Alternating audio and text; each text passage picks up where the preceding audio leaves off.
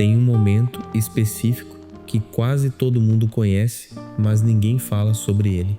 Você está bem. A vida está andando. Você tem seus problemas, suas pendências, suas coisas inacabadas, mas no geral está bem. Aí você pega o celular, abre alguma coisa e de repente vê uma conquista de alguém, uma viagem, um negócio crescendo, uma vida que parece exatamente o que a sua deveria ser. E o bem que você estava, aquele bem simples, tranquilo, suficiente, some em 30 segundos. A situação da sua vida não mudou nada. O que mudou foi a régua que você está usando para medir ela. Isso é o que a comparação faz. Ela não muda a sua vida. Ela muda o jeito que você enxerga ela. E a história que eu quero te contar hoje é sobre um homem que fez exatamente isso, no pior momento possível, com a pior régua possível. Pedro tinha acabado de passar pelo período mais pesado da vida dele. Tinha negado Jesus 3 vezes numa noite fria em Jerusalém. Tinha saído de lá chorando. Tinha carregado isso por dias, o peso de quem falhou de um jeito que parecia sem volta. E então Jesus ressuscitou, apareceu à beira do mar, acendeu uma fogueira, chamou Pedro, fez 3 perguntas, uma para cada negação, e no fim disse: apacenta as minhas ovelhas, segue-me. Pedro tinha acabado de receber de volta tudo que achava que tinha perdido. A missão, o propósito, o lugar ao lado de Jesus era o momento mais importante da vida dele. E sabe o que ele fez? Virou e viu João caminhando atrás deles e perguntou para Jesus: e esse, o que vai acontecer com ele? O homem acabou de ser restaurado, acabou de ouvir: segue-me. E a primeira coisa que saiu da boca dele foi: e ele? Eu fico pensando no que estava passando na cabeça de Pedro naquele momento.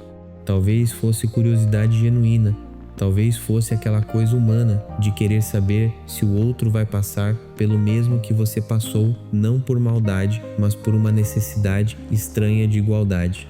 Talvez fosse comparação mesmo, aquele instinto de medir onde você está pelo lugar onde o outro está. O texto não explica o que Pedro estava sentindo, mas a resposta de Jesus diz tudo sobre o que ele estava fazendo. Que te importa? Segue-me.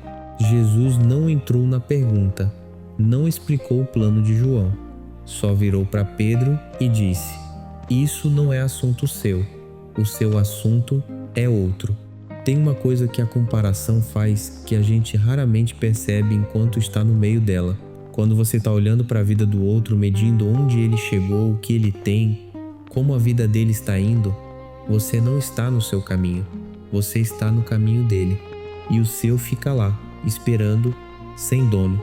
Pedro tinha acabado de receber uma missão, uma direção, um segue-me pessoal e direto. E em vez de caminhar nessa direção, já estava de olho em outra vida, fazendo comparações, querendo saber o que ia acontecer com o outro. É exatamente o que acontece quando você fica 30 minutos rolando o feed, vendo conquistas de todo mundo. Você não fica motivado a construir a sua vida. Você fica convencido de que a sua vida está errada. Existe uma diferença entre inspiração e comparação, que parece pequena, mas muda tudo. Quando você vê alguém indo bem e isso te dá vontade de correr o seu caminho, isso é inspiração. Ela te empurra para frente.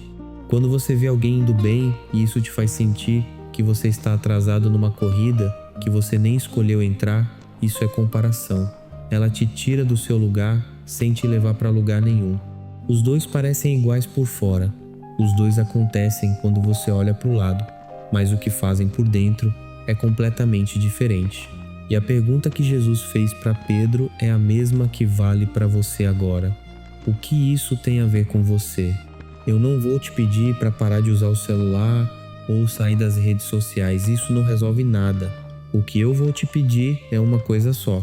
Da próxima vez que você sentir aquela fisgada, aquela sensação súbita de que a vida de alguém é o que a sua deveria ser para um segundo antes de continuar, e pergunta honestamente: isso está me inspirando a correr o meu caminho ou está me convencendo de que eu estou no caminho errado.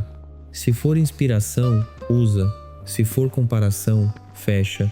Não porque olhar é fraqueza, mas porque cada minuto olhando para o caminho do outro é um minuto que o céu fica sem você dentro dele. Jesus disse: segue-me. Não segue ele. Não alcança ela.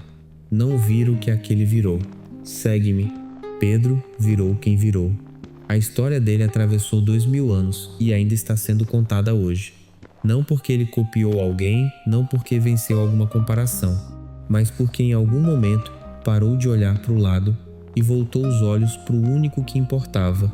E João teve a história de João, diferente, com outros desafios, outros caminhos, outros momentos. Jesus sabia disso desde o começo. Por isso, nem entrou na pergunta de Pedro, porque a resposta nunca foi para Pedro saber.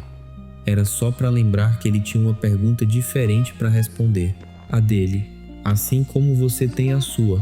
Se quiser continuar essa conversa, se inscreve, porque amanhã a mesa vai estar posta de novo. E deixa nos comentários, tem alguma comparação que você decidiu largar hoje para voltar para o seu caminho? Sente-se à mesa, a palavra já está servida.